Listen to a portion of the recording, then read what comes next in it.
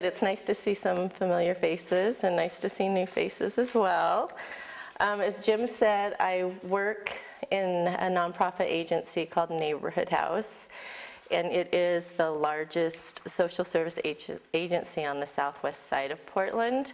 And we have a variety of programs ranging from birth all the way up through our senior citizens. I came on Neighborhood House in the parenting program, working with parents, getting them to interact with their children, showing parents how to interact. Some parents, you have kids, they don't come with a guide or a book that gives you, this is what you should do, and some parents get stuck. So we created these groups where parents could come, and we had planned activities and just giving them healthy, age-appropriate ways of being with their kids. From there, I created some teen parent programs doing the same kinds of things. And then we got a grant to start an early Head Start program. So I was on that and very excited about that. And I started as the Ed and Health Coordinator in that program. But it grew so rapidly that I had to choose one head. I either had to be the Health Coordinator or the Ed Coordinator. So I went with Health because I started seeing a lot of things happening at that time with our families and children in and around nutrition and in and around moving, just child obesity becoming, at that time, it wasn't an epidemic, but people started noticing. And with the clients that we were working with, we had mostly immigrant families and refugees coming from other countries and living in apartments in and around the southwest area. So there weren't a lot of spaces for, getting out and playing, no grass. Kids were playing literally in the parking lots of their apartment complexes. And the nutrition, a lot of people didn't even have a clue as to what broccoli or cauliflower was. I had one client who called them the devil food because they looked so mysterious, she didn't know what to do with them. So we designed programs around nutrition and moving, and actually I contracted with a dietitian who came in and did nutrition projects once a month with our families, and just inexpensive, duplicatable things that you can do at home, just introducing fruits. Like one of the greatest activities I ever did with a group was bring in kiwis and just have them in a bowl and let the kids touch the kiwis and filling them, and then we cut them in half and gave them a spoon and they just scooped it out and ate it. And that was like the greatest snack to this day. That was like 5 or 6 years ago. To this day, that mom comes up to me and says, my kids still love kiwis. My kids still love kiwis. So just really duplicatable things. From that program, I moved into the Child Care Improvement Project, and that's where I'm at now. And it's working with in-home child care providers. And so we know people are watching kids in their homes, and our goal is to help them legitimize their businesses and make them really top quality child care sites. Some of my providers have 5 kids, and some of them have 16. So just I'm a support person for them as far as curriculum, as far as nutrition. And I do yoga with some of these providers and their kids. So I kind of came into yoga calm on a selfish note too, because I'm thinking to myself, this is really helping me, this is helping my clients, this would be really great for my son. He had a stroke in my 3rd trimester of pregnancy, so he has a slight paralysis of his left side. And he was, closed-fisted and turned his head like this, but through a lot of therapy and through this program, you can't even tell. If he walked in this room, you would be like, he'd throw you a football, and it's really worked for him. And the amazing thing about it is he knows when he needs it. Like my kids love to do yoga with me, and I can take them with me to do it. My daughter loves to lead the classes. She's all about leading the classes, and when I don't let her, she gets mad, and she gives me the look, like, how come I didn't get to do that pose? And I'm like, but my son, he'll let me know. He brings his yoga mat in at 6 in the morning on Sunday and say, Mama, I need yoga. And I'm like, oh, okay, we got to do it. He needs it. So that's another reason I'm doing it for him, because it's really helped him, and I've seen a huge change in his development. So some of the things that we came up with, these wonderful poly spots that you can order like through Discount School Supplies and other school supplies. And I just have these laying out on the floor, you know, spacing them. And I usually let them choose their color if it's a small group. And I try not to do more, like 8 to 10 kids at a time. And this is really just to define space. And it's a great opportunity for them to learn, this is your space, this is my body. I need you guys to stay on your poly spot or as close to it as possible. And they get it, you know, and it's hard for them because they're, you know, developmentally still trying to have control of their little bodies. But it's a great practice and a great exercise. One of my providers who I work with regularly found these at IKEA. And these are great. I love them. They're colorful, and they fit their little bodies pretty nicely. So these are some other little... They're skid-proof, too. Yeah, they don't slide. They have this stick. Yeah. And a lot of places have carpet where I go, so the kids don't necessarily need one. But it's nice to have a visual so they can say, this is my space, my spot. And you can also we use a lot of colorful masking tape. One teacher has a strip for each child with their name on it, and that's where they are to be every time, because her class is a high needs class, and we have to separate the kids so that they're not poking each other and getting in each other's space.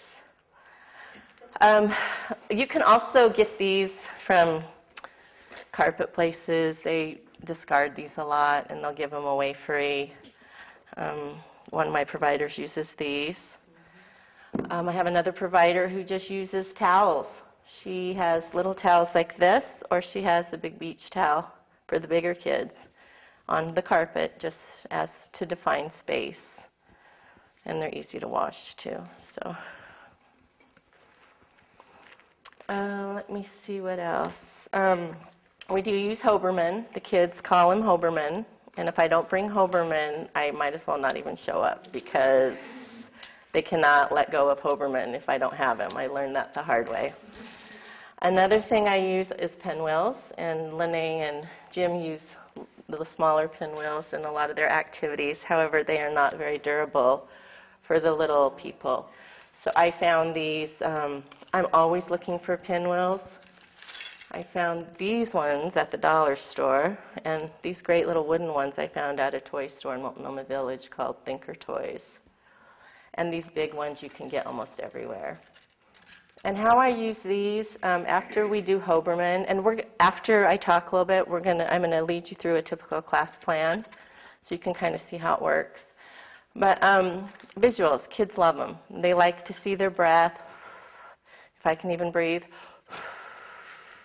and how they can make it go fast or how they can make it go slow. And they lay down with it, and they look up at it. I mean, they have all these interesting ways of being with the pinwheel. And sometimes if it's going okay, I just let it go, and sometimes we have to put them away because it gets a little out of hand. Another thing that we've done is try to listen to the kids and what they're talking about or what they're playing with. And one of the big things right now, well, it has been for a while, are the pet shops. I don't know if you guys have heard about the pet shops, but my daughter collects the pet shops, and so do many other kids. So this is the mystery bag I take out. And we get to sit, when everyone's sitting on their mat, we get to go around and we get to pick something out of the mystery bag. And whatever you get, that's the pose or that you get to lead us through. So some of the items that are in the mystery bag are these little pet shops. And this is the dog. So if you get dog, you get to do downward dog. And they get so excited about it, you know, what are they going to pull out? And then we have the frog. And then we have a little mini Hoberman. So they get to lead us in the breath. Yeah, they all want this one, but they haven't quite figured out. I know one of these days they're going to figure it out. They're going to be like feeling in there until they get, but so far they haven't done that yet. Here, from Lene and Jim. Didn't you have these at one time? We did. We used to sell them. Yeah. But you can get them on. This is my last one, and I'm just like holding on to it, but That's a good use for it. yeah. Have you been giving them away? They had them at one of the classes. These, Yeah. and I don't remember. They were like $3 or $4, really inexpensive. Your last ones, have you been giving them away? Or? Oh no, they break. This one broke. It's yeah, the kids. You know, this one's not as sturdy as the heavy-duty Hoberman. And then I have a butterfly. There's a cow for the cow pose. So I just try to make it fun for them. This is my lame tree because I haven't been able to find a tree that's standing tall, but they just get that it's the tree, so they know. But we don't want to stand like this when we're doing tree pose. But it's just a visual. Again, it's a visual. And they love it because they can reach in. Another thing that I found in one of my daughter's games is this dice. And I put like a star on one side for like the star pose, or a heart for sending out heart thoughts. There's a cat on one side. So there's several, there's different things you can do depending on the kids. And believe me, when you're working with the little kids, you got to be one step ahead of them, because if you lose it for a second, the class can just totally fall apart. Another thing we came up with was, and it's similar to this, it's our I can. It has eyes on it. I know I'm kind of silly. It's the I can, and it's for the kids. I'm teaching them how to lead the poses. I can lead the pose, because as you can tell, I get nervous leading, but we can all do it, and the more you do it, the more you conquer your fears. And it's similar. They reach in these handy-dandy juice lids. If you guys have juice lids, I just find stickers.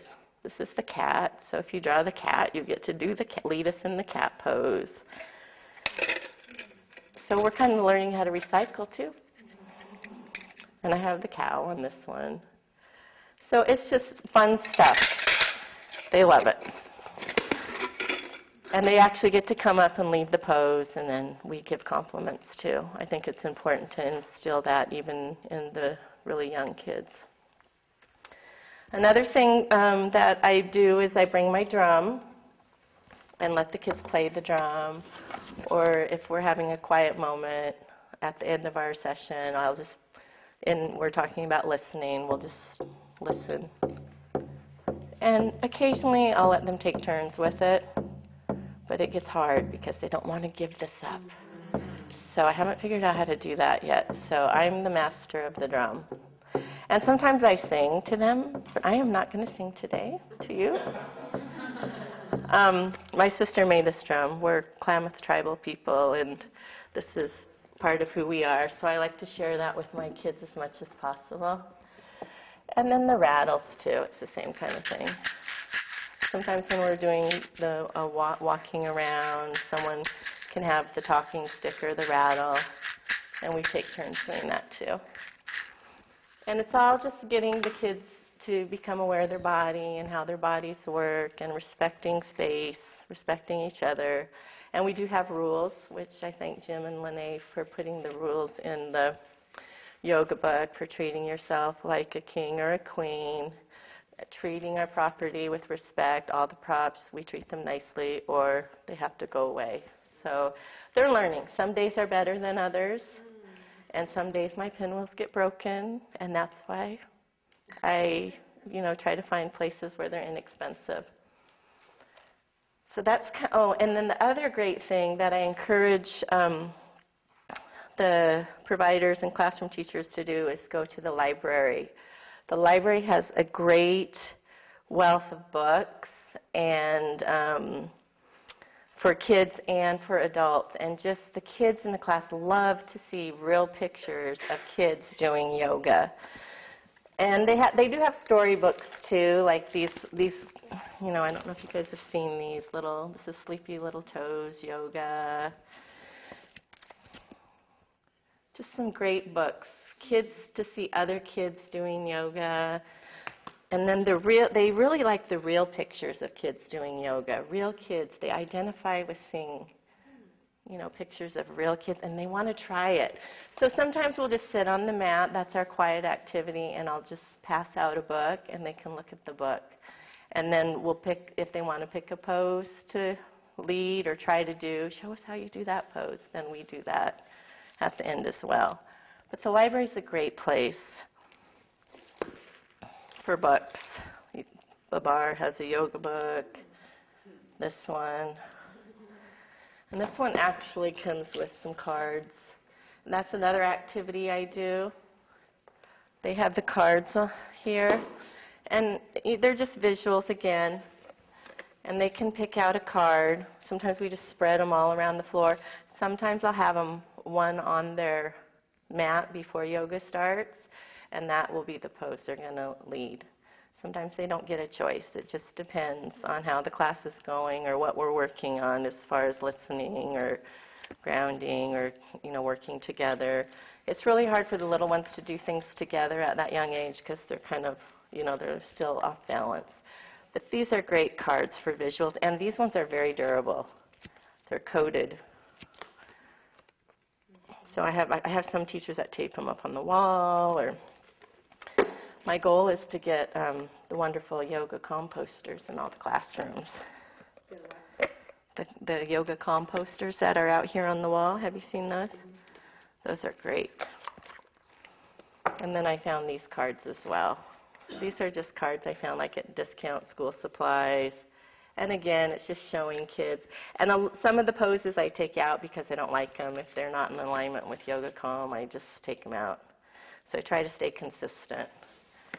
Some of the poses are interesting, actually. It's like, where'd they come up with that one? So does anybody have any questions at this point? You didn't by any chance write all these down for handout, did you? I didn't write. I just thought you could just, pretty simple discount school supply. Yeah. The books, I just went to the library and I was really amazed at how many books they had, to just even look at pictures and see other kids doing yoga. And I love this book, Yoga for the Curvy Women. I love that book. I'm like, yeah, curvy women can do yoga too. So my son attends a Head Start class, Head Start classroom too, and I do yoga with his class. And it's amazing to be in his class versus some of the other classes I've been in. Those kids are like, those teachers do not let them get out of line. And I'm like, wow, this is great. And they love it, and they're so serious about it, and they're very respectful. And in fact, when I told him I was coming here today, it started a huge meltdown because he wanted to come and do yoga with Mom. And it was so, he's 3 now, and I think somehow we skipped the terrible 2s, and now we're in the terrific 3s or terrible 3s because I don't know what happened to him. He was Dr. Jekyll and Mr. Hyde this morning, and it was really hard to get here. So, but I'm here, and yeah, that's how much he loves yoga. He would be running around here doing yoga for all of you. So I guess, the other thing I like to do is I do love to bring in real yoga mats. And I try to get yoga mats with different textures and actually have them come up and, touch it and feel it and how does it feel. And they get really excited. The words they come up with, they do use the word sticky and bumpy. And this one's kind of fun. It has flowers on it. So they actually can see what a real yoga mat looks like.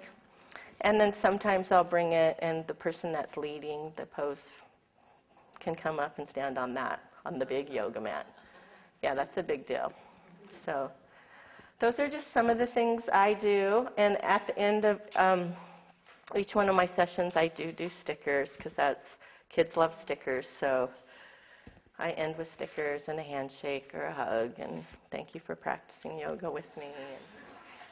So when everybody's ready, then Hoberman works. So if anyone's talking, Hoberman can't work. So let's help Hoberman, and everybody take a deep breath in and a deep breath out. Again.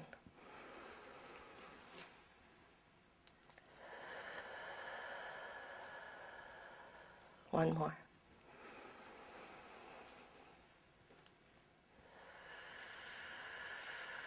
Nice breathing. And like I said, sometimes in a smaller class I will pass this around and let everybody do 2 to 3 breaths. And the nice thing about it is in most of my class I have a classroom teacher assistant, so they can be in the back. So if it gets a little difficult to pass Hoberman on, we can help the kids do that, because they don't like to let go of him sometimes. One of the favorite poses we do, let's stand up and do tree pose. Now at this age, we kind of do a modification, and the kids put both feet on the ground, hands up. Some of the older kids are able to put their foot up, but I let them decide that. But usually with the little ones, we just reach up, and we be still for a minute and just kind of listen. And then we're going to blow to the side, let the wind blow your branches to the other side, really gently. And then we come down all the way and touch our toes. And this is the fun part where we rub our toes and say, hi toes. And then we walk our fingers up and rub our knees, and we say, hi knees. Just getting aware of our bodies. Walk your fingers up to your bellies and say, hi belly. And up to your shoulders. Oh, hi shoulders. And then up to our head and just rub your head and say, hi head. The next favorite we do is Volcano Breath. And we have modified this and made this our own as well. So if you're standing in mountain pose, like this is the typical Volcano Breath. But how we do it in our class is we come down. We call this our little frog pose. If you can come down. And they like to talk about how fiery a volcano is. And when we come up, we got to hear those volcanoes, and they've got to explode. So on the count of 3, you can watch, or you can do it with me. Some of you know how to do it already. 1, 2, 3. And the sound effects are the greatest part. The kids really love that part. Let's do it again. 1, 2, 3. Breath in.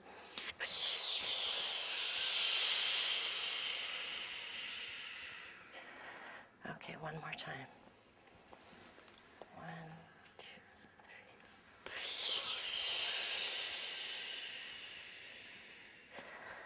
3. They love that one. Okay, we'll do the star pose, and then I'll show you how we end our class. This is another favorite. The poly spots are great for this too, because their little feet just fit on that. And the star pose, on the count of 3, we jump our feet apart and our hands out.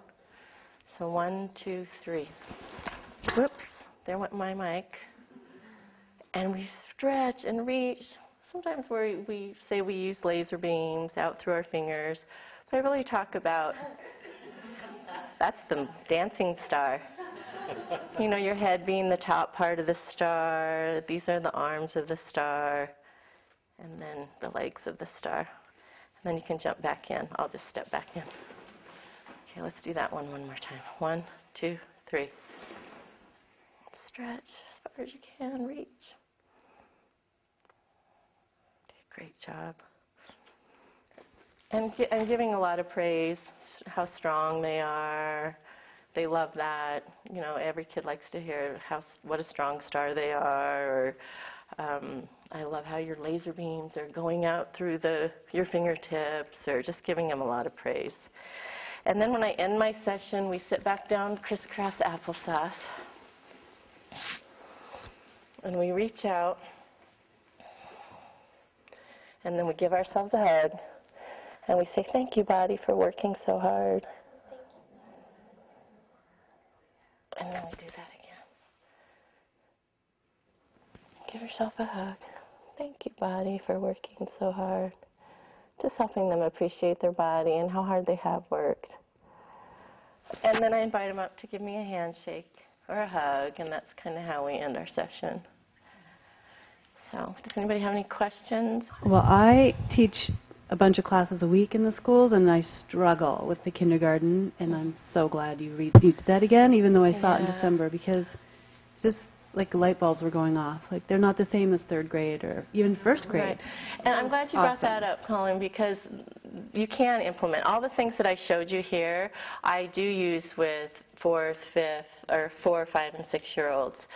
And you can even use it in older grades. You just have to, take it one step further or make it a little more challenging, or, the I can, that can be used for older kids too. We're teaching leadership skills. I can lead this pose. So yeah. So when you when they come up and do do you work with classes over and over and over again, or you just go one time? No, the classes I do work with, I try to do once a week. At least. So and then the teachers try to, do some kind of yoga during the week too, just to keep them going. Great. So that's how they know how to teach the pose the next time. That's great. Thanks. They're quick. Kids are quick. In one of the classes that I teach, there's a little boy who loves the mountain pose. And if I forget the mountain pose, we can't move on, or we can't end the session. I mean, he has to have that. So they remember, and they know the ones they're good at. And if I forget, I graciously just say, oh my gosh, I did forget. Would you like to come up and lead that for us? And he's really excited, and he leads it. But they remember, yeah. So I teach a class with 3- and 4-year-olds, and I struggle a little bit with the relaxation and what different ideas do you have about the end of the class, or like what you did, or a different relaxation, or instead of, it seems to me a lot of them tense up when we say the word relax. I feel like some children tense up. So one thing that I do for that is at the end, if I'm going to do that, sometimes we pretend we're the mountain with snow on it, and the sun comes out, and we slowly melt down. And we melt down into child's pose, but into a snowball. And they just rest their hands on their head. And then I say, you have to rest until you feel my hand touch your back. And then I'll come around and I gently touch everyone's back, and then they can sit quietly.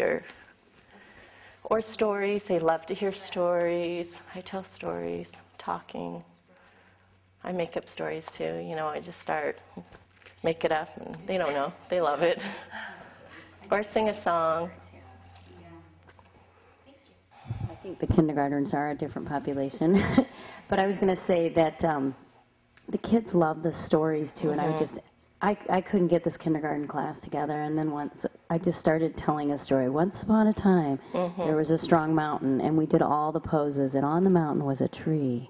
And then they threw out ideas, and the eagle flew by, and the eagle flew by, and he saw a snake. And so we were able to do some of those postures that way and sustain some attention through storytelling, and then at the end was the rest. But it was part of the story. But also, and I'll be teaching this tomorrow, the obstacle course is a fun thing too, where the children, once they learn the postures, then everyone gets in a posture, and then one person has to run the obstacle course. So some people are in down dog, some people are in star, and they get to go in and out. That's fun. So everyone's always doing something, so you don't get a lot of acting out because everyone's either in a posture or running the course. So that's a fun one. That's good.